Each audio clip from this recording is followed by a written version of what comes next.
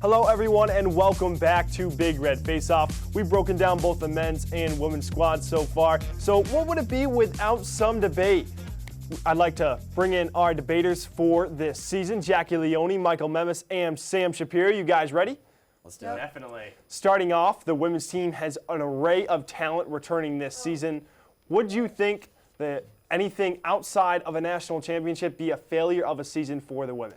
I would say no. I know they have talent, but injuries happen, especially in a physical sport such as hockey.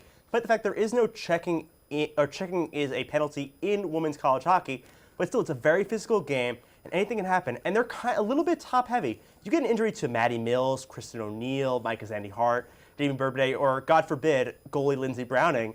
The team's going to be in real trouble. And plus, remember, you have a new goalie this year. It's going to take a little bit of an adjustment period. So they may struggle a little bit at the beginning of the season. I'm going to have to agree, but I agree for a very different reason. A championship does not define a successful season for a team. Cornell comes up against a lot of really tough opponents, RPI, Princeton, Quinnipiac, just to name a few. And depending on their schedule and how those tough games pan out in their schedule, along with maybe some injuries, maybe some new players, it shouldn't define how their season is, because they can go 30-8 like Clarkson did last year overall, but not win a championship. That shouldn't mean that their season was not successful. Yeah, I'm not going to give them any slack here. I'm going to say yes. The squad only lost 4 seniors from last year, Marlene Bosanel being the big one, but they still got Lindsey Browning, who proved that she can be a threat in the goal. She had 183 saves last season and wasn't even the starter. They're still a top 5 team going into this season, and they still have talent like Jamie Burabolis. They still got Browning in the goal, and they got Kirsten O'Neill to lead that offense. But what if all that talent just isn't enough to get them a championship? Does that mean that it wasn't a successful season just because they didn't win a championship? And they just looked in their Final Four matchup, even though it was only a 2-0 game, they just looked outmatched. They didn't look like at the same level in that game. They looked like a just not as good team. So I don't know how much better they can get that they could get to that level. But Michael, my question to you is, but they've had these aspirations. Actually, I think they have a lot of depth, people like Grace Graham, things like that. What do you have to say? You said they didn't have depth. Why do you think one injury could hurt this team? I think just because you always talk about the same players with this team, you're always talking about the same players. With the men's team, it's a little bit more depth. You think about all the forwards the men's team have and all the defensemen, you could talk about that for days. With women, you have a little less players. Not saying they don't have more than one line of depth, but I think once you get to the third and fourth lines, there's a big drop-off from the first 2 lines. Yeah, okay. What Michael was saying... Jackie, I'm going to have to cut you off right there and move on to the next question. Now, if you look at the ECAC preseason poll, the Cornell women are tied with Princeton for second, while Clarkson sits atop of the rankings. Do you agree with the Big Red women sitting at number 2 instead of number 1? I agree.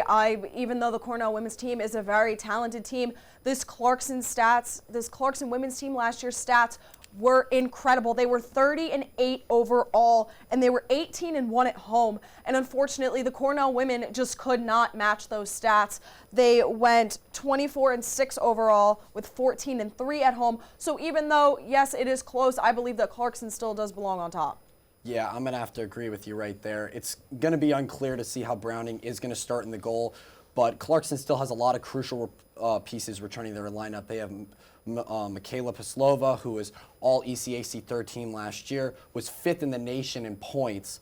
They have Kayla Frasner, the acquired team captain from St. Cloud State that they got over this offseason. And they also have Raheem McGill, not necessarily a standout player right now, but she redshirted last year, had 6 game winners in her junior year. That clutch performance, I think, is going to be big for this squad going on. I have to disagree with both of you here. First of all, Clarkson's losing 7 players, 6 seniors, 1 a grad student from last year. Cornell only losing 4. And also, only once has a team won 4 straight ECAC championships ever, 1992 to 1995 with Providence.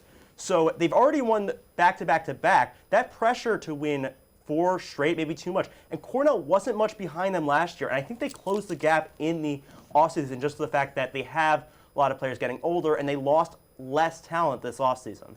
Yes, Right, but but when if you're the- talking about the standings and the statistics and predictions for this season, when it's only the preseason, you can't look at, well, maybe winning a fourth straight would be too much for them. You have to look at the stats and the numbers. And unfortunately, when it comes to the Clarkson versus the women, of the Clarkson versus the Big Red women, the Big Red women just couldn't put up those numbers to match Clarkson. So before a season can happen and before you can determine how big of a loss those graduates are going to be, you have to go with the numbered stats. Yeah, but Michael, final point. Okay, yeah, no, I'd say this. They both, they won in Lino Ring, Cornell. Clarkson won in Clarkson, and then in the neutral site for the championship, Clarkson did win. It's a very close gap between this team, and I just think Cornell they return so much great talent on the team, and especially Maddie Mills, Kristen O'Neill, all those people, that they're going to be able to be a little better than Clarkson this year. Okay, Michael.